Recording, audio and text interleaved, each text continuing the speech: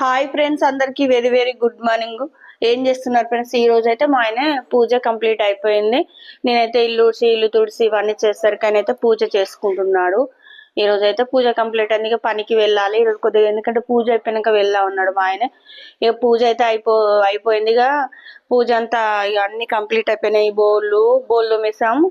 ఇక ముందట ఊడ్చుకొని చల్లుకొని ఇక కడపలు కడుక్కొని ఇవన్నీ చేసరికి అయితే టైం ఇక అయిపోయింది. ఇప్పుడు ఇక బయటికి వెళ్ళి ఇక కడపలైతే ఇలా కడిగేసాను. ఇక ముగ్గు అయితే సంక్రాంతి ముగ్గు బాగా నాకు వేయరాదు, ఇక నేసాను. కొన్ని అర్జెంట్ బట్టలు అయితే మా చింటు అయితే చేస్తున్నాడు. ఒక 4 జతలు వచ్చినాయి, చేస్తున్నాడు.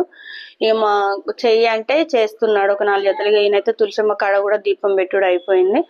ఎందుకంటే ఇక పని అయిపోతే ఇక కథం బయట పని వేస్తుందంటే ఇక మళ్ళా పనికి వెళ్తా.